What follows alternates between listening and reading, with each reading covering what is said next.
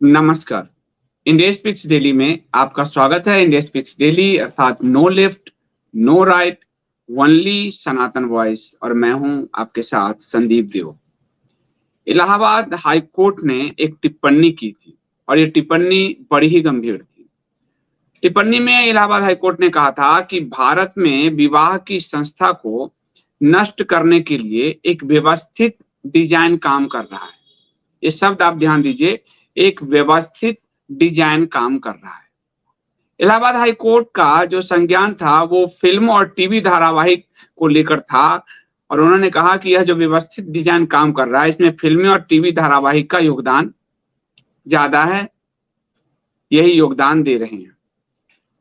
लेकिन फिल्म और टीवी के अलावा यदि अगर हम देखें, कानूनी पहलू के रूप में देखें, तो भारत की विवाह संस्था को नष्ट करने का पिछले 5-6 सालों में जो फैसले सुप्रीम कोर्ट से आए हैं वो भी इस विवाह संस्था को नष्ट कर रहा है और एक इसमें भी एक डिजाइन नजर आ रहा है। कुछ खास न्यायाधीश हर फैसले में नजर आ रहे हैं और यदि देखें तो ये पूरा डिजाइन अमेरिका का वोक डिजाइन किया हुआ डिजाइन यहाँ पर लागू है। भारत की सरकार, मोदी सरकार, वो भी अपने आप को या तो बेबस पा रही है या फिर उसमें सहमति दर्शा रही है। सहमति यूं कहें कि उनके आयुष्मान योजना में भी उन्होंने भारत की वैवाहिक संस्था को ध्वस्त करने वाली चीजों को लागू किया है। लिंग परिवर्तन को आयुष्मान भारत योजना में जगह दिया है। यही नहीं, अगर आप देखें तो समलैंगिकता जैसे मुद्दे पर संघ और भाजपा का रवैया एक जैसा रहा। महाभारत में संघ प्रमुख समलैंगिकता ढूंढने पहुंच गए।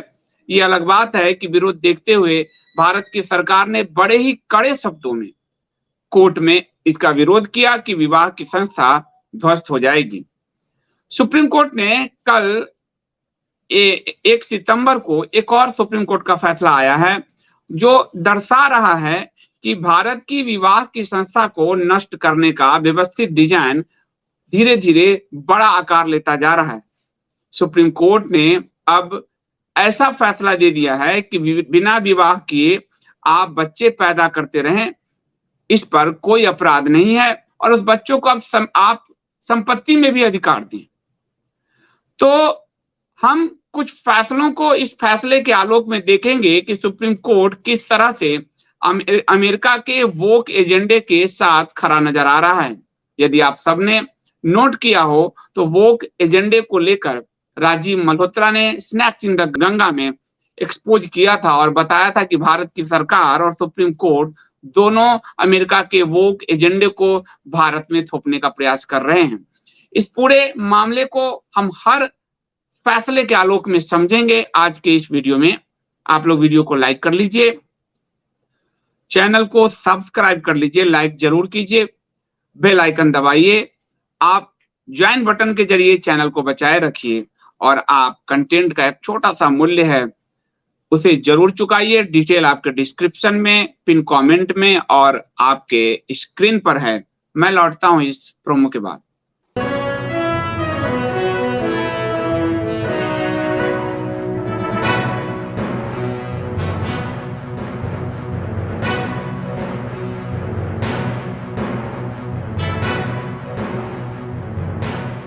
तो सबसे पहले हम वर्तमान से पीछे की तरफ चलते हैं। वर्तमान में यानी 1 सितंबर को एक फैसला है chief justice of India Chandrachud ji की पीठ से। ज्यादातर फैसले, सभी नहीं पर ज्यादातर फैसले जब भी इस तरह के हुए हैं उसमें जस्टिस चंद्रचूड़ की एक बड़ी भूमिका रही है। चीफ जस्टिस ऑफ इंडिया की पीठ ने फैसला दिया कि अवैध विवाह से पैदा हुए बच्चे को भी माता पिता की संपत्ति में, पैतृक संपत्ति में हक मिले। यानी सुप्रीम कोर्ट अवैध रिश्तों को समाज में बढ़ाने को एक तरह से प्रेरित कर रहा है और विवाह की संस्था को एक तरह से पूरी तरह से नकारने का प्रयास कर रहा है। विवाह की संस्था में एक वैधता है और उसी वैधता के कारण विवाह की संस्था चल रही है, परंतु सुप्रीम कोर्ट का भी ये जो फैसला है अब अवैध बच्चों को पैतृक संपत्ति में हक दें, ये समाज में अवैध रिश्तों को बढ़ाने का काम करेगा और समाज में एक टूटन पैदा करेगा। जस्टिस चंद्रचूड़ की पीठ ने कहा कि अमान्य विवाह से पैदा हुए बच्चे को भी माता पिता की वैध संतान का दर्जा मिलेगा। अब फिर विवाह करने की आवश्यकता क्या रह जाएगी समाज में? आदमी, स्त्री कहीं भी एक लगता है कि उस पशुवत समाज की तरफ ये ले जाने का प्रयास कर रहे हैं। कहीं भी बच्चा पैदा करिए, आपको अधिकार मिल जाएगा, किसी के भी साथ पैदा कीजिए आपको अधिकार मिल जाएगा और पैतृक संपत्ति आपको मिलती रहेगी।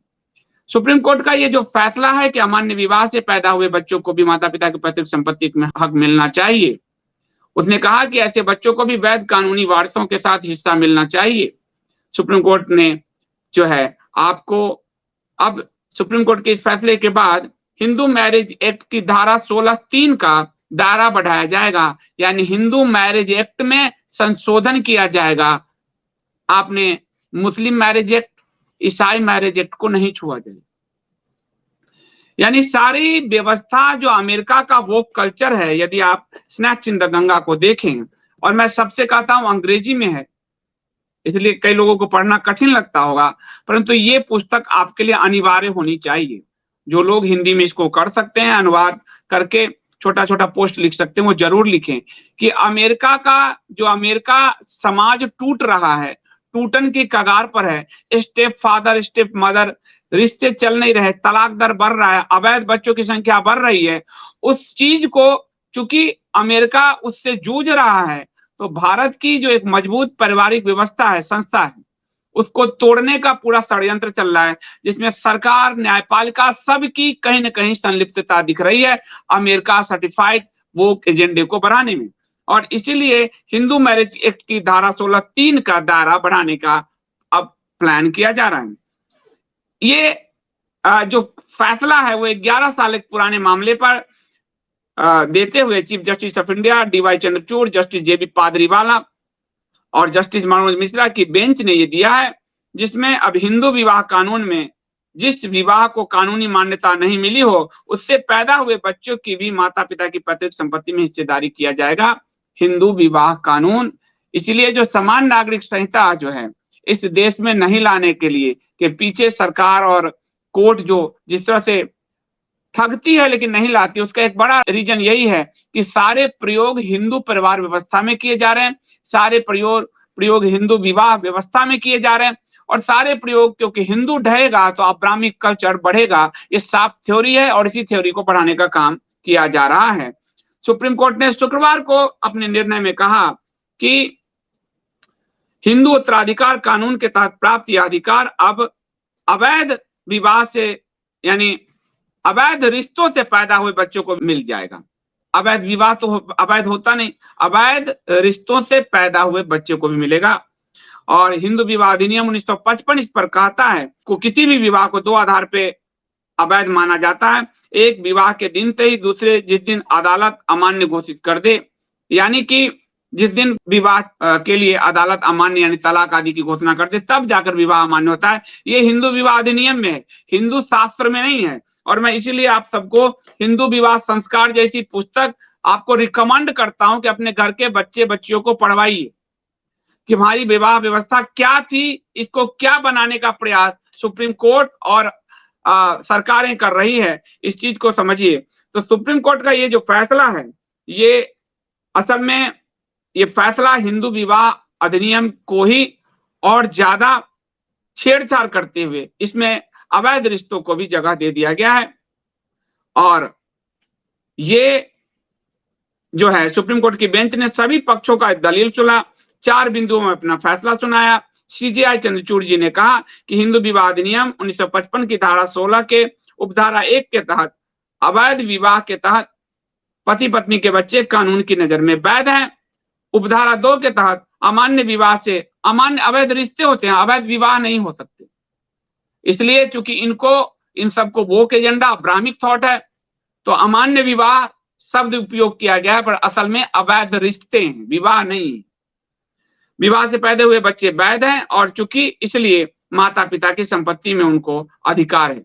यह कोई पहली बार सुप्रीम कोर्ट ने भारत की परिवार और विवाह व्यवस्था पे हमला किया हो, ऐसा नहीं है। इससे पहले यह हमला 2018 में एडल्ट्री को भी अपराध के दायरे से बाहर निकालकर सुप्रीम कोर्ट कर चुकी है।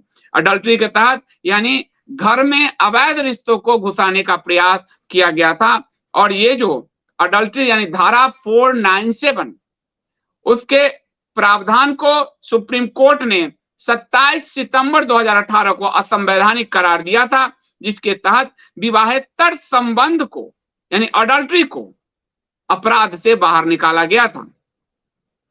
और ये जो है आपको धारा 497 उसमें अब जब विवाह से बाहर निकाला गया यानी घर में पत्नी है, पति चाहे तो कोई और औरत ले आए, घर में पति है, पत्नी चाहे तो कोई पुरुष ले आए, इस तरह की व्यवस्था यानी परिवार व्यवस्था को तोड़ने का अडल्ट्री कानून को जो है आपको अपराध के दायरे से बाहर निकाल कर ये प्रयास सुप्रीम कोर्ट कर चुका है। और ये 2018 में किया था। 2018 में एक और काम किया था सुप्रीम कोर्ट ने, और आपको 2018 या उसके बाद लगातार उसमें समलैंगिक संबंधों को उसने जायज ठहरा दिया था, आपको ध्यान होगा। और ये होमोसेक्सुअलिटी के लिए जो है सुप्रीम कोर्ट ने उसको खत्म किया। ये भी 6 सितंबर 2018। कंटिन्यूटी देखिए कि भारत की परिवार व्यवस्था को कंटिन्यू हैमर किया जा रहा है, ये लगातार हो रहा है। और सुप्रीम कोर्ट ने इसमें सहमति से वैक्स संबंधों को कहा कि अपराध नहीं माना जाएगा, और समलैंगिकता को मान्यता दिया भारत में। जो पश्चिम की विकृति है उसको मान्यता दिया भारत में। आपको कल ही अक्षय कपूर जी ने बताया था कि रूस ने कहा कि स्त्री और पुरुष ये दो ही संबंध होते हैं। आपको ब्रिटेन के जो हिंदू प्रधानमंत्री हैं वो तक कह रहे हैं ये बात को।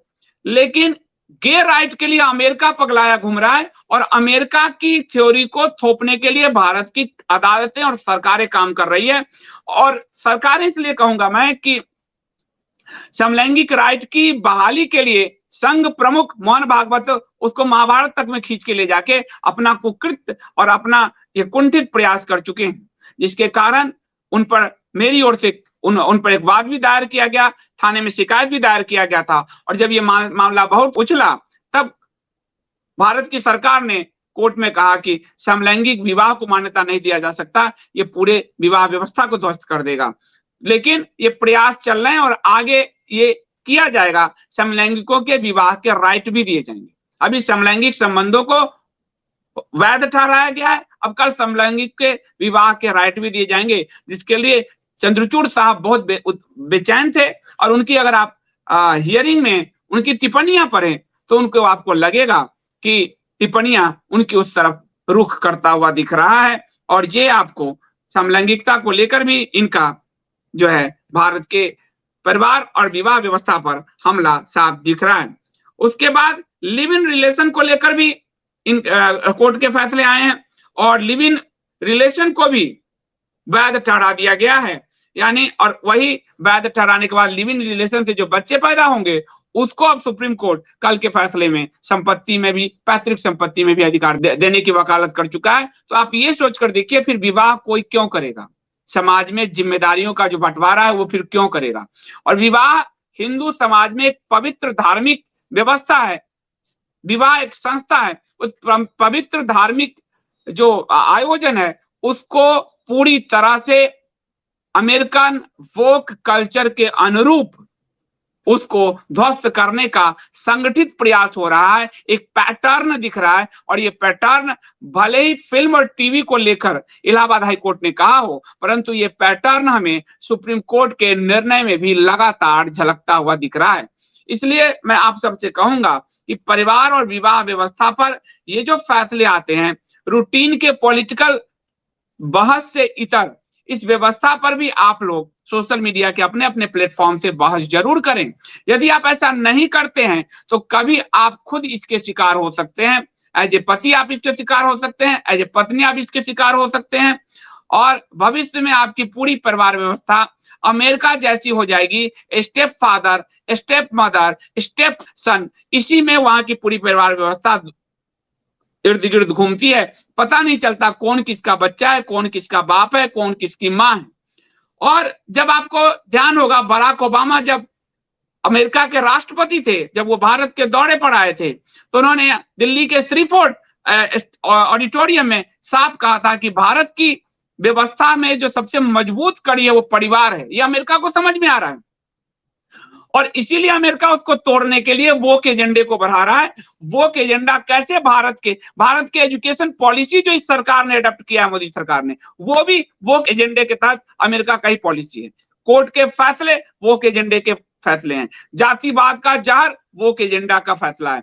यानी पूरी तरह से आप वोक एजेंडे को लागू करते जा रहे हैं, जिसके कारण भारत की परिवार व्यवस्था चरमरा रही है। खासकर हिंदू परिवार व्यवस्था और हिंदू विवाह व्यवस्था को टारगेट किया जा रहा है और कंटिन्यू टारगेट किया जा रहा है। एक पैटर्न दिख रहा है और उस पैटर्न के कारण जो है भारत आज 50 साल, 75 साल, 60 साल, 30 साल के अंदर भारत को अमेरिकन कल्चर के रूप में प्रस्तुत कर दिया जाएगा।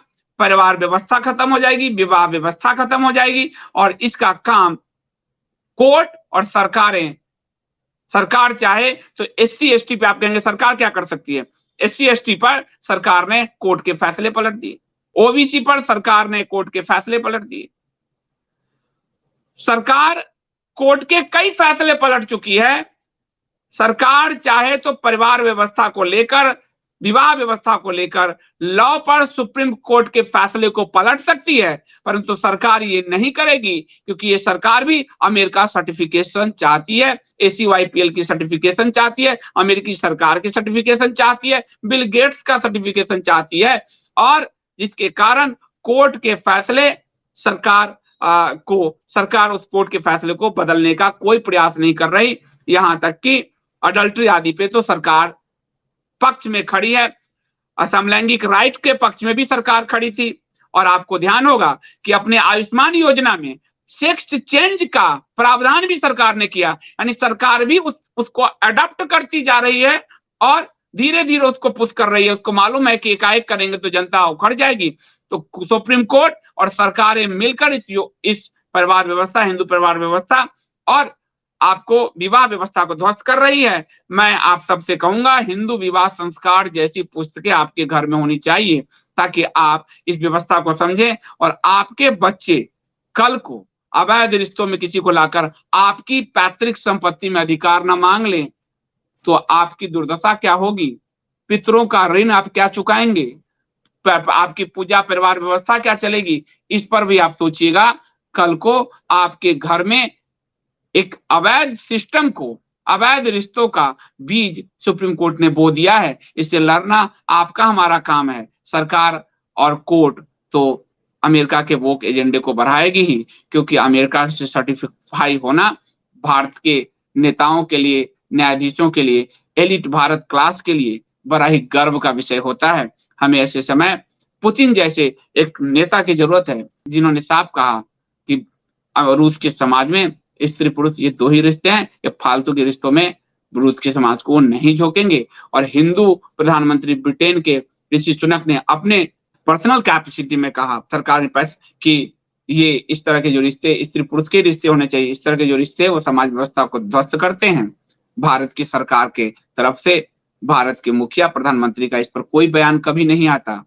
परिवार व्यवस्था पर संघ जो है वो एक अलग प्रहार कर रहा है और इसीलिए चूंकि ऐसे सिस्टम बनी हुई है जहां वो खुद ही विवाह नहीं करते हैं वो लोग, तो ऐसे में सुप्रीम कोर्ट के फैसले को बदलने का सवाल ही पैदा नहीं होता जब तक कि जनता की तरफ से दबाव ना आए।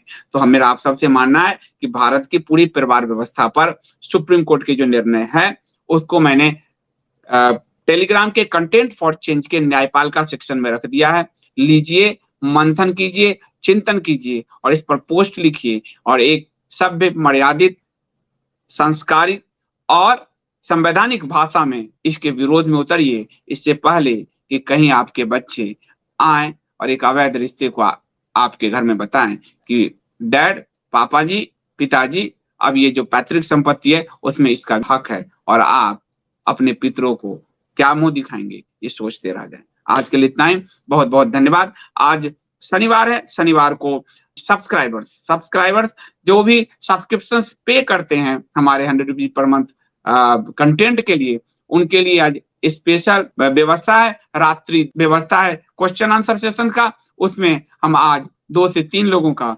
वीडियो इंटरव्यू भी, यानी वीडियो इंटरव्यू की जगह वीडियो क्वेश्चन आंसर लेंगे और इस पे हम बात करेंगे। इस नई व्यवस्था के लिए जो लोग भी सब्सक्रिप्शन पे कर रहे हैं वो अमरदीप को 8826291284 8826291284 पे सब जो आप सब्सक्रिप्शन पे कर रहे हैं वो डिटेल या स्क्रीनशॉट और अपना मोबाइल नंबर अमरदीप को टेलीग्राम कर दें, क्योंकि ये ग्रुप टेलीग्राम में बना है और टेलीग्राम पे ही रहेगा। तो आप अमरदीप को टेलीग्राम कर दें और आज आप स्पेशल क्वेश्चन आंसर सेशन में रात्रि 10 बजे जुड़े। अभी के लिए इतना ही, बहुत बहुत धन्यवाद।